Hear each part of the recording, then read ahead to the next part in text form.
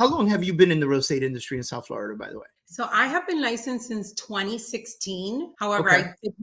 I did not go full time until 2018. So what were you doing before? So I was actually a behavioral therapist working with children on the spectrum. See, Yeah. these are the things that people don't know. I said to you earlier, tell me something people don't know.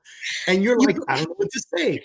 You put me in the head, you put me in that, and I was like a deer in headlights. Like, so tell me about that job. oh my, okay. So it all started. I was finishing my bachelor degree. So I have a bachelor in psychology. I graduated from FIU. Go Panthers!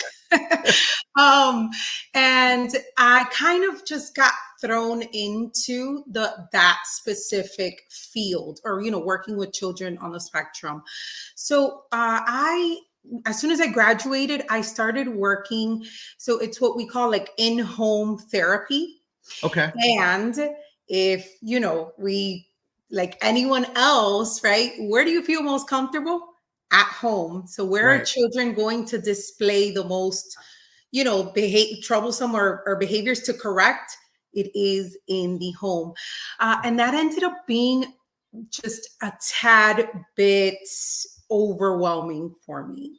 And that's why I love it, right? Very rewarding. You know that you are making an impact day in and day out. However, I am an empath. I pick up on everyone's energy very easily. And so from being in the home for 5-6 hours at a time, ooh, wow. I would come back home drained. So very rewarding, but I quickly learned, okay, is this something that I can see myself doing, long term? 30, 40 years if I really continue on to a master's, a PhD. And I coincidentally, I don't think there's any coincidences in life, but the last semester of FIU, I started working for a developer in Sunny Isles. I wasn't in sales. I was just like a receptionist, admin. And I got to see what like the in-house sales was like. Yeah. It was for I'm sure you've heard of it, Park Towers in Sunny Isles. Of course. I was Douglas Elliman on that one? Excuse me? Was Douglas Elliman the one on that one? No, it's J. Milton and Associates, Yossi Gill. Okay. All right. They were the developers. And so I started working with them before they broke ground on Park Towers. So I got to learn and imagine, let's just put it into perspective. I'm a Hialeah girl, raised by a Cuban family. I had never left Hialeah except to go to FIU in Southwest in La Ocho. Yep. So to go into Sunny Isles and start seeing a whole new world, it just opened. It was like a veil, like completely. Especially when you start working with these high level sales agents, right? Yeah. It was a complete just mind shift of, okay, what do I really want out of life? Yeah. And so is that what made you transition, or was it more the stress of the job? So I did continue to work. So I started working for the developer in about 2014. So I worked another 3 years with the children. I gave it a fair shot. Yeah. I just realized it wasn't for me. Not for you. It wasn't for me. Maybe in another environment, maybe if I did, in a normal in an office or in school therapy, it would have been different. But I also had very severe cases. I had severe cases. So it was draining. It was rewarding, but draining. I definitely don't know. I punched in the face once. Did you hear that? Yeah, I don't know if that's something I can do. That's definitely not something I can do. Yeah, kudos to you, man, because I couldn't do that. No, I couldn't do that. You win this the job battle here, bro. I tried it for 3 years. Yeah. Then I just got exposed to real estate and a different life. And, basically there's a whole other world out there than what I had ever known.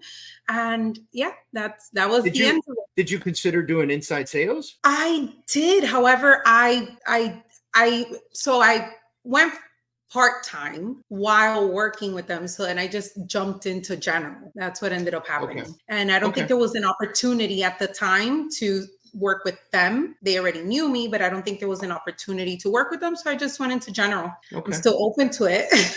And how do you like general sales? I like it. It's very, very different. I had, again, maybe you can relate to me. My family is not, they're not business owners. They're not, they have the employee mindset. And so that's what a lot of Hispanics, right? Yeah.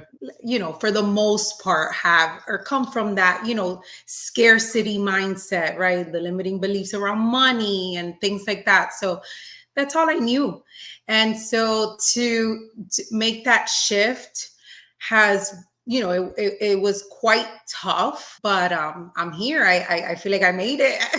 I made it past the 5-year mark that everyone talks about, right? Where agents kind of leave the field within the first 5 years. That's pretty awesome. I think that you would be pressed to know that most people wouldn't make it this far. And I think, there are a lot of things that go in line with that, right? Like, first of all, you do have a college education, which shows that you have commitment, which, a lot of people, there's a lot of word right now where people are denouncing kind of college. Like, why would you pay all that money, this and that, and blah, blah, blah.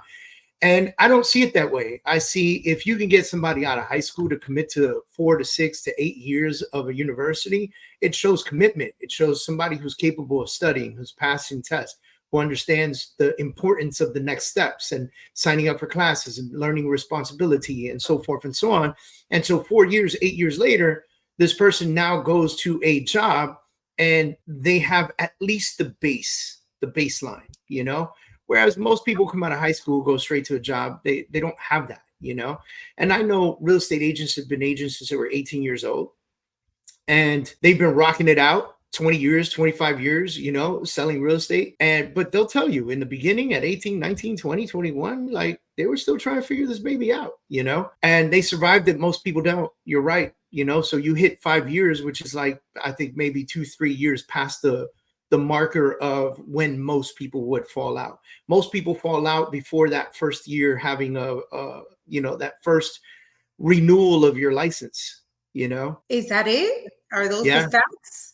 Yeah, most people fall out before the first renewal of your license. So, and it just goes to show, like, some people do it for the wrong reasons. Some people do it for the right reason. You did it with good reason because you knew you were in a position where you want to change and you were opened up to an opportunity that you saw. And sometimes people don't even see opportunity the way that it comes up, This is true. Perspective is very, very important. Yep.